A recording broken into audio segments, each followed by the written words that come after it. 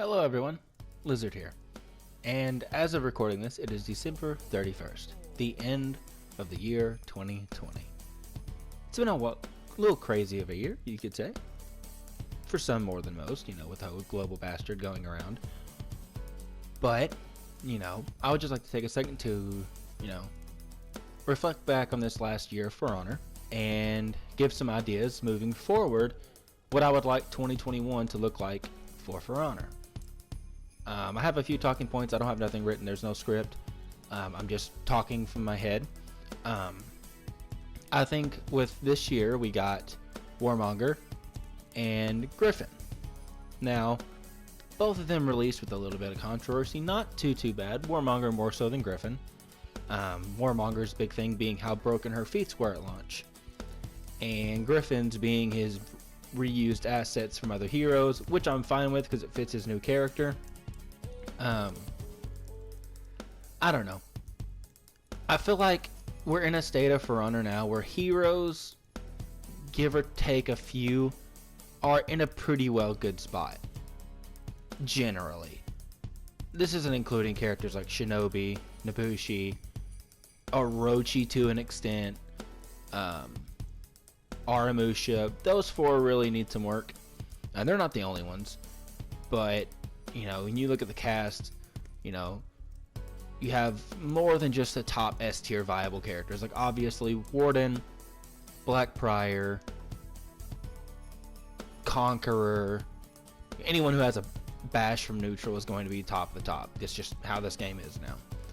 But, that being said, you don't have to pick an S tier hero to win or even have fun at the game. You can pick heroes like Valkyrie, Berserker, Raider, Nuxia, Jangjun, Shaolin, Shaman. A good Shaman is super hard to beat. Tiandi, as much as I hate the character, he's a good character for the... Correction, he's not a good character for the game, but he's a good character compared to the rest of the cast. Griffin is good. Warmonger is good. Are there room for improvement on those characters? Yes. But you can see my point. For me, I think 2021 needs to focus a little bit more on feats and gameplay values. We're going into, what, is it year 5 of For Honor, I believe? It's like year 5 or year 6, I can't remember. But, going into it, we have the same renown game mechanics as when the game came out, and heroes just don't gain renown the way that they're supposed to.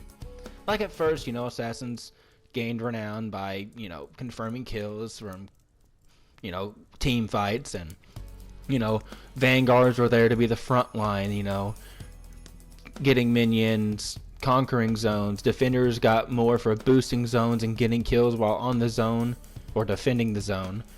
And then you had hybrids who were your laners. They ran from point to point to provide assistance, but they could also minion clear. That just doesn't work now. And a prime example of this is Shaman. Shaman just doesn't gain renown unless you're just looking for kills. She doesn't get hardly any boosts from boosting a zone and Dominion, and her renown gain from minions is awful. But then you also have heroes like, I don't know, say Shinobi, who has a great minion clear but doesn't get rewarded for it. I think another thing that needs to be said is feats. For example, everyone hated Warmonger's feats and was worried, and she almost killed the game when she was dropped. 4v4 game modes were unplayable if the feats were enabled. You couldn't play Dominion. If you went to Dominion, you might as well never go to the minion lane, because you were just going to die the moment Warmonger popped the 2-tier feat.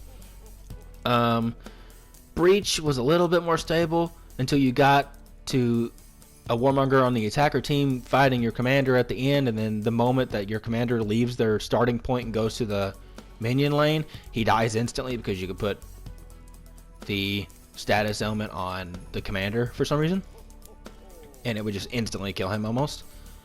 But we addressed the issues she's a little better. I would still like to see her corruption tweaked back a little bit, at least for her second tier feat. That's still a lot of damage for a second tier feat. Of course, she has to hit, and the timing for the hit is lower, so she doesn't have as long to hit someone with it, but it doesn't do you any good when all they've got to do is wait for a confirmed bash to get the damage in for the attack. Another one that no one seems to be talking about for some reason is Griffin. You know, I was playing the other day, and I have the footage, but I don't remember what it was in. I remember saving the match to talk about this, but I don't remember where the footage is. If I find it, I'll put it in the video at the end. But I was playing Orochi, right?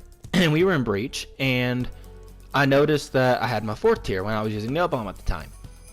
And there was a Griffin at the commander, because this game's infested with Griffin right now, because, you know, Griffin just came out. And I used my 4th tier feat. And the Griffin, all he had to do was use his 2 tier feat to completely negate everything that I just did with a 4th tier feat. And what sucks is that even if he didn't get to use his 2nd tier feat, his 3rd and 4th still completely negates my Nail Bomb, which is fine in retrospect. Feats, counteracting feats, I'm fine with. Like, for instance, you have Warden's Thick Blood. He can't be bled by bleed attacks for a certain amount of time, but during that time there's a cooldown, so you can bleed him throughout that. That feat's okay. It's not what I'm trying to get at. What I'm saying is Griffin's kit, especially when there's more than one on a team, completely negates any hero who needs bleed as a source of offense in this game.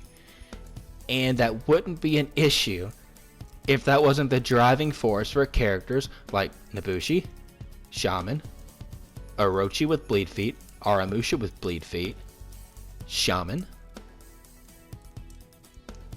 All it takes is for one Griffin to realize somebody is bleeding and their entire kit is shut down, especially if PK gets her changes from the testing grounds, where if they are bleeding, she gets an unblockable heavy finisher. Griffin says no to that, and she goes right back to the lowered state she was in. I think there needs to be a rework on how feats interact with each other and how they interact with certain ailments. Like, for instance, if I throw a Fire Flask, you shouldn't be able to pop a 2-tier feat and instantly heal from all the fire damage. You know, there should be a set number that you can heal. Maybe, say, the damage that you initially took from the explosion, you could heal that back, but the status ailment doesn't go away.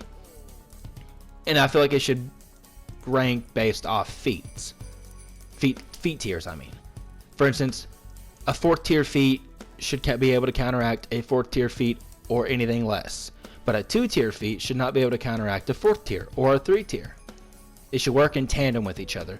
I feel like that would give a better understanding of why you need to gain renown to get your feats in a match, and would help people build better sets of feats and work better with teamwork. Another thing is that feats are just wildly unbalanced to begin with.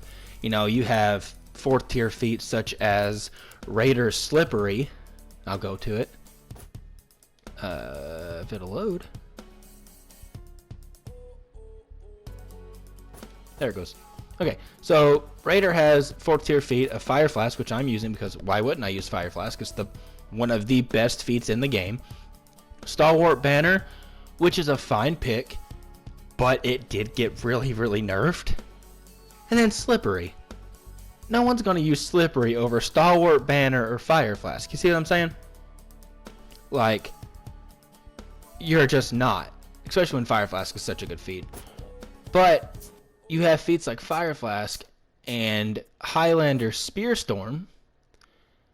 Spearstorm being one of the most overpowered 4th tier feats in the game because of how fast it is, the area that it covers, and just how damaging it is as a feat, to where a Highlander could easily insta-kill 4 people with one area of attack. if you're going to look at moves that have been nerfed in the past and are doing what they're supposed to do and still are effective, look at the Knight's Catapult. When Catapult first came out, it was super fast, it had a big radius, and it pretty much killed anybody that was around you that could hear the horn when it went off.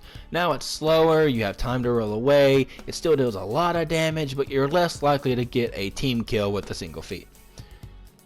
My issue comes when people try to say that Hidakiri is same as Akura, which is her 4th tier feat, her insta-kill, needed to be nerfed because it punished people and you could pick out somebody in a match and save your 4th tier feat to instantly take them out of the equation. Okay, so they made it parryable. My thing is, why should a 4th tier feat have to be parryable? It shouldn't. Insta-kill feats are part of this game as it is, and if they're going to move away from that, they need to do it now.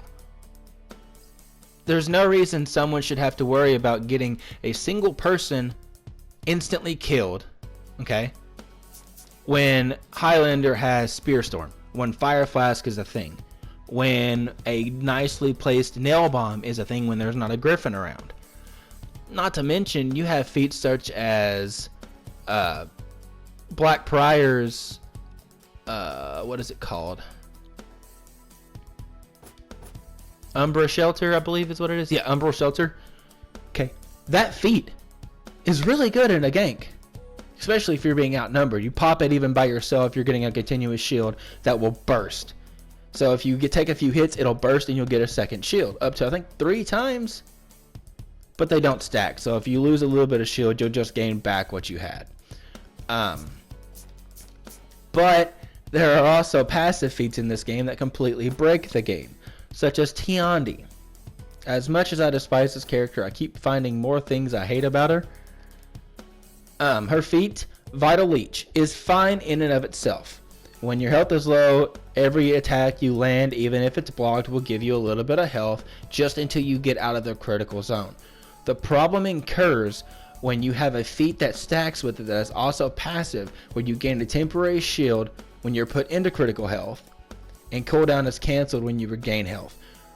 The issue is, the shield doesn't go away. So as soon as you start gaining health, your shield stays and your Indomitable starts its cooldown. But by the time you get back to critical health because of Vital Leech, your shield's already ready to go again. So you can stall a fight almost indefinitely if you know what you're doing. But people are worried about Hidakiri insta-kill feeding. I don't understand sometimes how things like that go. What's another really good 4th tier feat? Shigoki's heavy attack knockdown. Now that's a great crowd control in theory, but when Staggering Blow also knocks down your allies, which is fine, it says it in the thing, knocks down allies and enemies, you need to be able to not have a feat be wildly unbalanced to the point where it can confirm a kill based on a single mistake. I don't feel like a feat should control the outcome of a game.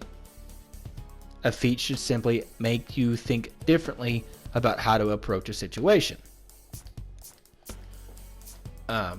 So if they want Hidakiri to remain having her 4th tier feat be parryable, that's fine. Do something with Javelin Storm. Do something with Fire Flask.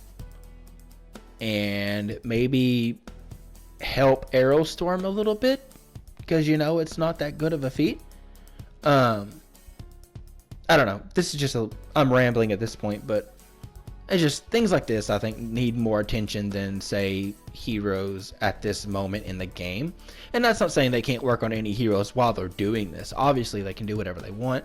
This is just my opinion of a player. But I feel like improving upon the renown gain and improving upon the feat system in this game will force players to not wildly swing when they have certain feats on, such as Shigoki's Staggering Blow, or Kensei's Unblockable feat. That's also super annoying. But I feel like it would make people realize they have to pay attention to the feats that are listed under the character, and they should be able to work around a situation to defend against said feats, if that makes sense. Feats shouldn't control the game is what I'm trying to say. But yeah, as far as that go, I think that's all I really had to say on the matter. That's just me moving forward to 2021. I feel like feats and renown games should be looked at, as well as single pick. And I know that's taboo for a game like For Honor, but let's just take a second, okay? We have 1, 2, 3, 4, 5, 6, 7, 8, 9, 10, 11, 12, 13, 14, 15, 16, 17, 18, 19, 20, 21, 22, 23, 24, 25, 26, 27, 28 characters. We have 28 characters to play as in For Honor. In a game where the biggest game mode is a 4v4, I don't feel like you have an excuse to not have single pick in a game like this. Because the excuse of, well, I can't play said Knight, Conqueror, Crusader, Viking, whatever anymore. You can't say that. There's too many characters in the game to not at least have a character single pick or even a character ban system like in Rainbow Six Siege. Will that be annoying when a new hero comes out? Sure. Of course, no one's going to want to fight a new hero or a reworked hero. But over time, that will die down. I think that will be another healthy addition to the game, because you won't have to worry about 4 stacks of the same hero with busted feats such as Griffin. A 4 stack of Griffins is awful right now. They can heal so much. They don't really feed that much revenge with their attacks. Their kick staggers confirm so much damage because, unlike other bashes, getting hit with a kick still allows their heavy to be confirmed even if someone else hits you. It would just make 4v4 game modes a lot more balanced. And the reason I'm saying this is because while no one really plays the elimination game modes in the game, elimination and skirmish, they have single pick, and they work almost fine. I've never had a bad time playing elimination or skirmish because I was going up against 2 or 3 or 4 of the same character. I don't know. Maybe I'm just complaining to complain at this point, but that's just my ideas. You guys can feel free to agree or disagree. Comment down below what you guys think. I'm always grateful to hear from you guys and get your guys' opinions on the matters. What would you guys like to see moving forward into 2021 for Honor? And if you could change one thing moving into next year, what would it be? Comment that down below. Without further ado, I will see all you guys in the next video. Bye-bye.